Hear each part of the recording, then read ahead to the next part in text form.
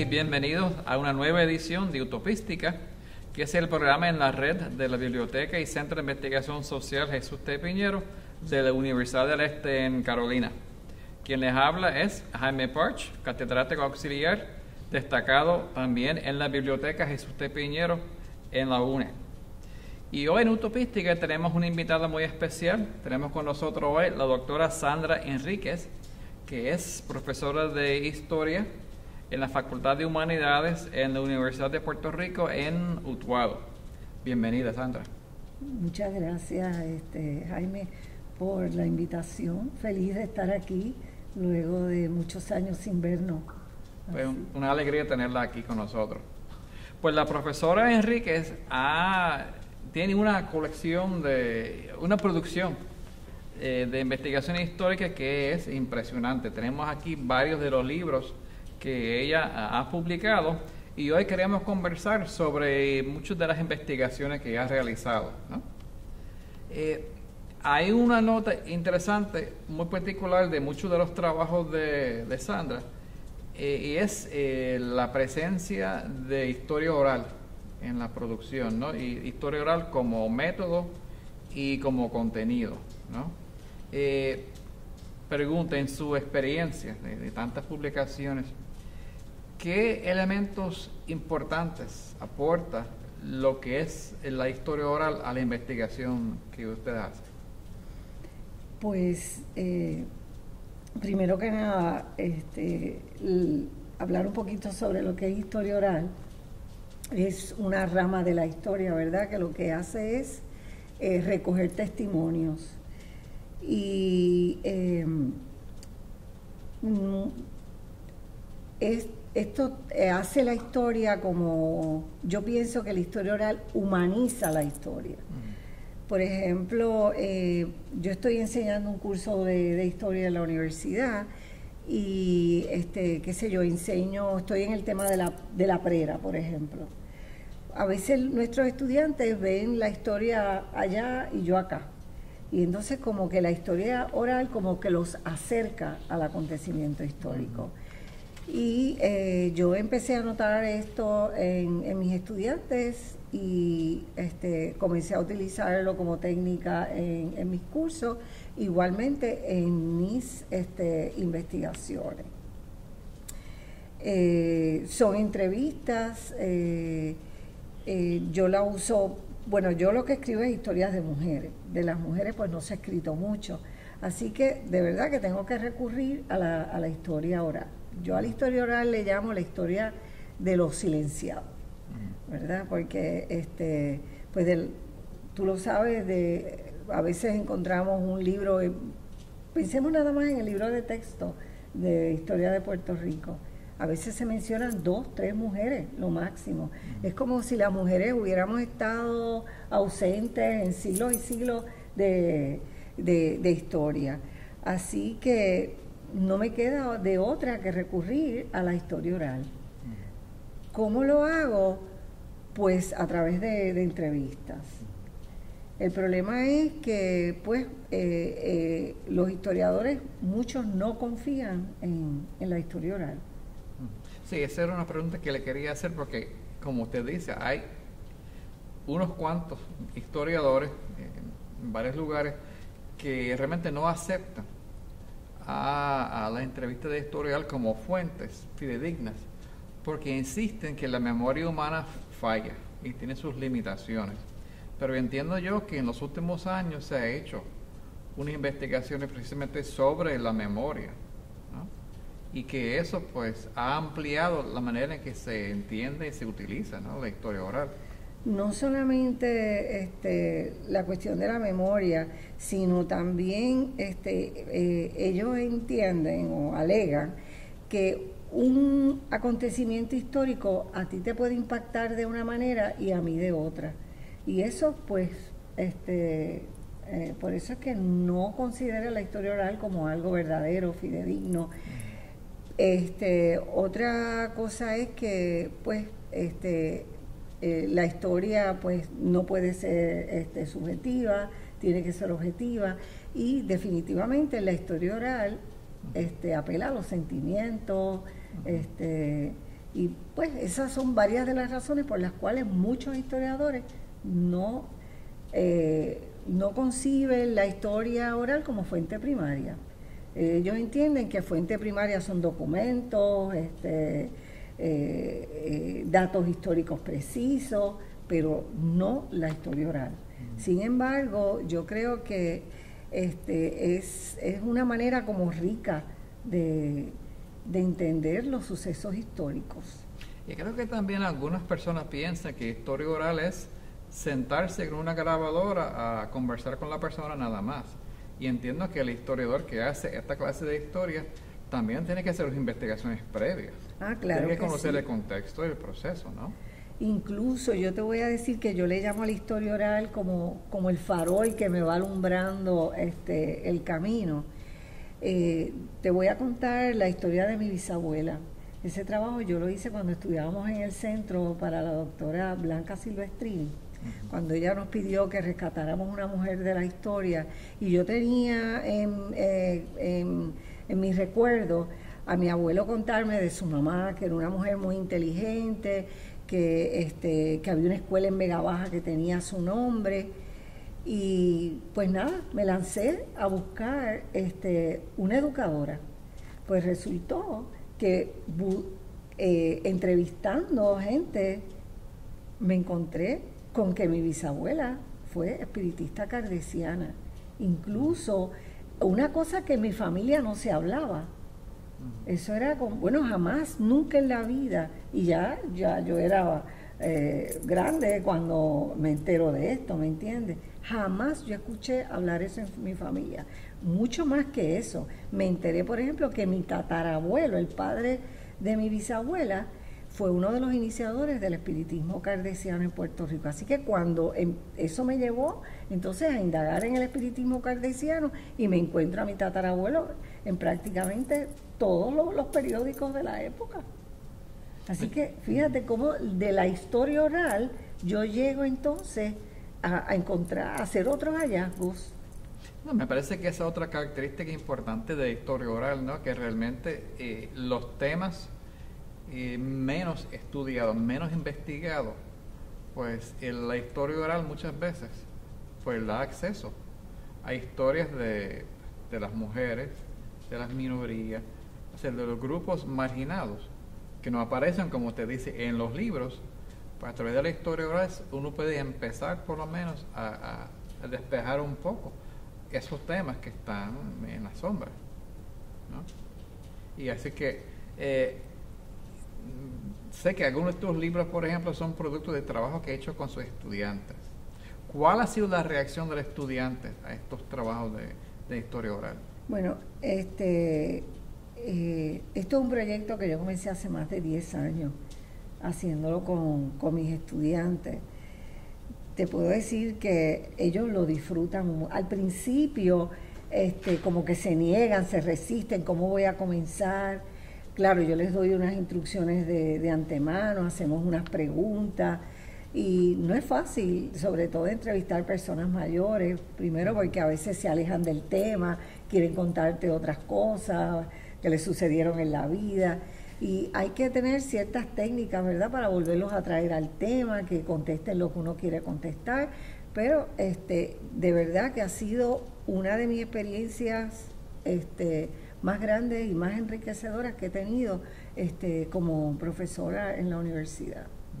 Y ellos lo han disfrutado un montón, incluso todavía muchos de ellos se han graduado, y a veces cuando se enteran de algo que ellos piensan que me puede gustar, hasta me escriben para contarme. Por ejemplo, nosotros trabajamos las represas, y el otro día un estudiante me escribió para decirme que alguien le había contado que cuando morían los trabajadores en la represa, ahí mismo los enterraban. Así que como ellos saben ya cosas que me pueden interesar, que ellos escuchan, me las cuentan. Sí. Sé que uno de los temas de uno de sus libros es el de las alcaldesas, ¿no? Y creo que ya va por una segunda edición, ¿no? ¿Cómo se generó ese tomo sobre las alcaldesas? Pues ese trabajo, que es uno de mis predilectos, yo había leído en algún lugar, no me acuerdo dónde, que en 1960 resultaron electas 10 alcaldesas. Eso es un fenómeno que nunca se ha vuelto a repetir en la historia de Puerto Rico, nunca, nunca. Hemos tenido cuatrienios de una sola, 4, 5, pero 10 ocurrió únicamente en 1960. Y yo como que aquello me impactó y dije, voy a empezar a trabajar el tema. Luego que conseguí los nombres de ellas, que empecé la investigación, te puedo decir que lo primero que me encontré, que no lo sabía, y es un dato que mucha gente desconoce, es que Felisa Rincón nunca fue electa. Nunca. De hecho, el primer alcalde electo de San Juan fue Romero Barceló, pero eso lo encuentro a través de la investigación. Sin embargo, estas otras 9 mujeres que yo incluyo en el libro, estas sí, incluso no solamente fueron electas, pasaron por procesos de primaria, hicieron campaña. Felisa nunca tuvo que hacer campaña, ¿verdad? Primero era la mano derecha de Muñoz, era la alcaldesa de la capital, ¿verdad? Contaba con unos recursos que no contaban las otras alcaldesas. Así que decidí que eso era un trabajo que yo quería hacer. Además de conocerla, hice turismo interno, pero tiene muchas memorias, pero también tuve la oportunidad de trabajar en los archivos de las legislaturas municipales de los respectivos pueblos, y de verdad que lo disfruté un montón.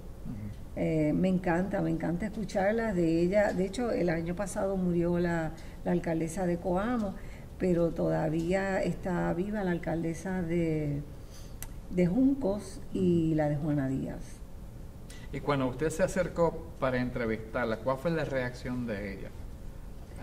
Bueno, había en ese momento únicamente 3 vivas. Lo que hice fue entrevistar a los familiares de cada una de ellas. Pues es como si me hubieran dicho a mí, yo quiero escribirle a tu mamá. Pues yo pienso que se sintieron, de verdad, nunca nadie había escrito de ella. Incluso llegué a algunas alcaldías que ni siquiera sabían que su pueblo había tenido una mujer alcaldesa. Y pues yo creo que todas las familias me recibieron con muchísimo cariño, y de verdad, y abiertos, me entregaron álbumes de fotografía, que eso es otra cosa, que a veces una fotografía dice más que 1000 palabras, como decimos. Y yo creo que eso es algo que en esa, igual que cuando tú haces vas a los archivos y comienzas a investigar, pues lo mismo, cuando abres un álbum de fotografías de esto, ahí tienes un montón de información. Entonces, hablamos ahorita de la memoria, ¿no? Que es pues parte esencial del proceso de crear historia oral. Pregunta, en ese proceso de pasar de la entrevista a la redacción, pues sabemos que la memoria humana pues tiene sus limitaciones y a veces falla. ¿Cómo usted trabaja entonces esas memorias grabadas para integrarlo a la publicación de un libro? Pues te voy a decir que trato de escribirla prácticamente tal y como como lo cuenta. Incluso trato de no hacerle cambios a ese diálogo que he mantenido con la persona. Te iba a decir que hay muchas técnicas para realizar una entrevista, ¿verdad? Tú puedes tener, por ejemplo, una entrevista ya estructurada con una serie de preguntas, pero tú también puedes dejar a una persona hablar sobre el tema.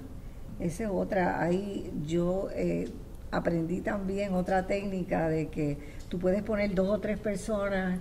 Por ejemplo, cuando trabajé el libro de las mujeres trabajadoras de mi pueblo, estaba trabajando en la fábrica Playtex de Manatí, que de eso no se habla en mi pueblo. En Manatí tiene un libro de historia inmenso, pero no se menciona la fábrica. pero esa, por ejemplo, esa fábrica en Manatí le dio empleo a miles de mujeres. Y definitivamente esa fábrica fue parte importantísima de la economía de mi pueblo en la década del 50 y del 60. Pues lo que hice fue que las reunía varias y comenzamos la entrevista. Pues mira, lo que una no se acordaba, la otra lo recordaba, y eso le dio, pienso yo, como que otra otra dimensión al trabajo. Fue una experiencia bien buena, y para ellas más recordar esa época. Pregunta, a nivel personal, como historiadora, ¿de qué manera esta experiencia de la historia oral, la investigación, usando esa herramienta, le ha cambiado su visión de su vocación como historiadora? Pues yo creo que mucho he aprendido más a ver la historia de otra manera. Incluso lo noto hasta en mis cursos. Porque no es lo mismo tú enseñar una historia llena de datos, de acontecimientos, como contarla. Son como dos cosas completamente diferentes. Y siento que los estudiantes se acercan más a la historia cuando contamos todo estas historias orales, porque ven, como te digo, los estudiantes se sienten cercanos a la historia. Ellos les encantan. Ellos dicen que yo les hago chismes históricos. Sí. Pero los acerca mucho más. Como usted misma ha dicho, el tema de la mujer predomina, ¿no?, en su producción historiográfica. Y entiendo que usted es parte de un colectivo que está trabajando la historia de las mujeres, ¿no? A ver si habla un poco sobre ese grupo. Bueno, pues resulta que yo había participado ya en un simposio en UPR de Humacao, después estuve en el Colegio de Mayagüez en otro, y hace como 6 años atrás presidí en Utuado el Comité de Investigación de Asuntos de la Montaña, y ese año yo dije, caramba, yo puedo hacer un simposio aquí en Utuado de historia de las mujeres, igual, más o menos igual a lo que yo había participado, y decidí comenzar con ello. No sabía lo que iba a suceder, pero hice la convocatoria, la lancé, y de pronto me encontré que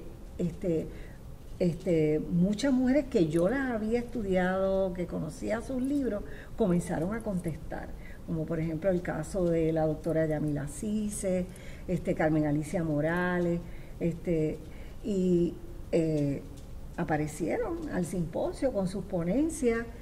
Y una vez terminó ese primer coloquio, decidimos un día reunirnos y hacer una asociación, y la llamamos Asociación Puertorriqueña de Investigación de Historia de las Mujeres. Así que esto comenzó como de la nada, y ya tenemos un grupo bien grande. Hemos continuado con los coloquios todos los años allá en la montaña. Todas las mujeres y hombres también tenemos escribiendo historias de mujeres, una aceptación increíble. Tenemos nuestra página en Facebook, nuestro blog también, y como te digo, ha ido creciendo tanto que el año pasado tuvimos 39 ponencias, hasta una exhibición de pintura, ya tenemos conferencias magistrales, y el coloquio se ha ido dando a conocer, y el año pasado tuvimos hasta estudiantes de los Estados Unidos dando ponencias en Utuado. Algunos podrían plantear por qué la necesidad de historia de mujeres, si la historia es una, ¿no? Yo creo que entiendo el por qué hace falta, pero me gustaría que usted explicara por qué es necesario ese trabajo con la historia de las mujeres. Bueno, yo creo que es tarea de todos, de sacar a las mujeres de la invisibilidad. Porque de lo contrario, como yo siempre he dicho una frase, la historia se las va a tragar. Se las va a tragar. Y por ejemplo, te puedo dar un ejemplo de uno de mis libros, que es la historia de las hermanas Baldoni. Cuando comencé a trabajar la historia de mi bisabuela, tropezaba siempre con ese nombre, de Juanita y Lola Baldoni, espiritistas cardesianas de Utuado. Pues, ¿sabes qué? Yo fui a Utuado preguntándole a la gente, jamás y nunca habían escuchado hablar de estas hermanas, nunca. ¿Sabes? Busqué una guía telefónica, busqué apellidos Baldoni, comencé a llamar y eso como que me fue como abriendo una puerta detrás de la otra y me encontré con dos mujeres extraordinarias. Bueno, para decirte, por ejemplo, en el libro del doctor Díaz Soler, de Rosendo Matienzo Cintrón, dice en su libro, en un documento, que una de las mejores medium en Puerto Rico era Juanita Baldoni. Sí, porque Rosendo Matienzo era espiritista cardesiano. Sí. Y esa mujer, si yo no la hubiese rescatado de la historia, ella habría desaparecido. Por lo que me dice, da la impresión de que cuando uno estudia la historia de las mujeres, las fuentes a veces tienen que ser diferentes cuando hace la historia, digamos, clásica o general, ¿no? Precisamente porque las mujeres, como prácticamente son invisibles, encontrar documentación sobre ella, evidencia, pues como que es doblemente difícil por su lugar en la sociedad. Pues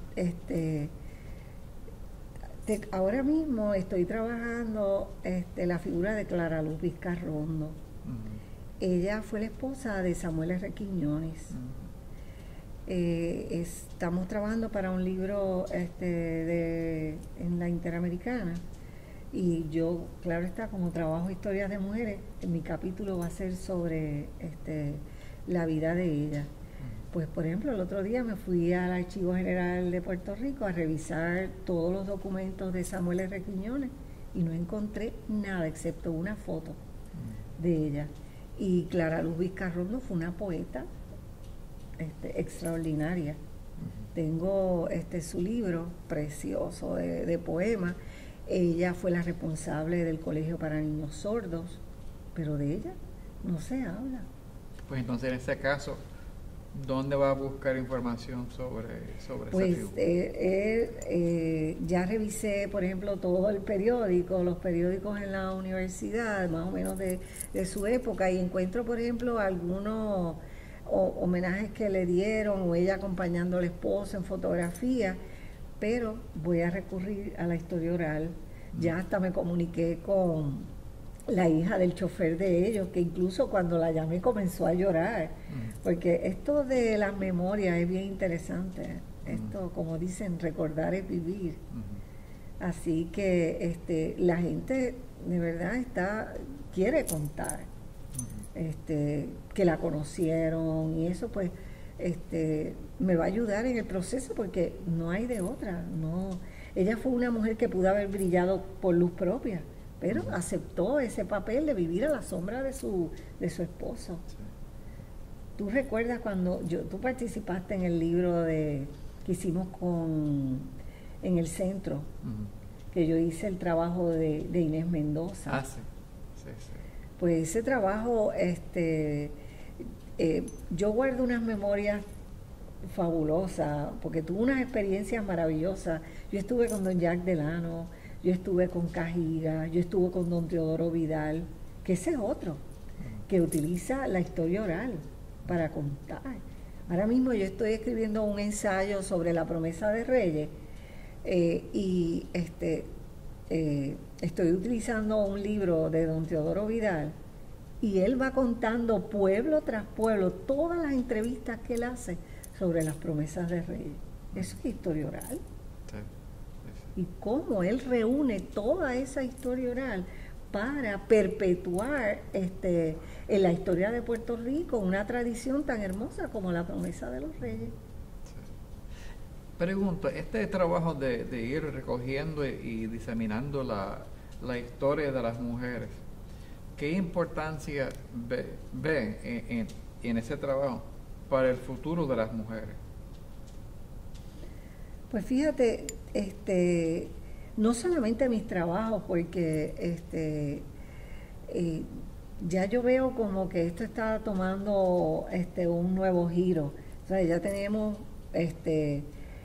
no solamente mis aportaciones, sino las aportaciones de otras personas. O sea, que ya están saliendo a la luz pública muchas historias de mujeres en Puerto Rico que hubiesen desaparecido. Así que no me puedo llevar yo todo el crédito, ¿me entiendes? Ya hemos logrado, por eso te digo, un proyecto maravilloso, esto de sacar de la invisibilidad muchas mujeres. Pues también en la conversación ha mencionado un par de veces su pueblo, Manatí. Y entiendo que hay otra agrupación de los creadores manatieños que participa. A ver, se habla un poco también sobre ese grupo. Pues ese grupo lo creó el historiador Carmelo Rosario, que lo conoce, y es de verdad que no tenemos una directiva, pero somos tan fieles a participar todos los años.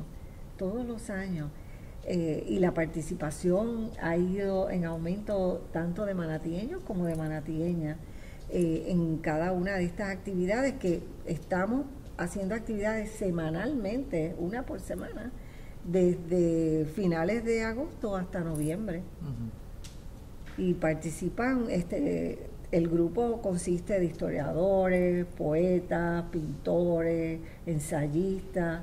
Y toda la semana, hoy esta misma noche presentamos un libro nuevo de un autor. Y todas son actividades abiertas al público. Son todas abiertas al público, libre de costo. Ya quisiéramos, ¿verdad?, que se llenaran de actividades, pero a veces esto da muchísimo trabajo, la asistencia no es la que quisiéramos, ¿verdad?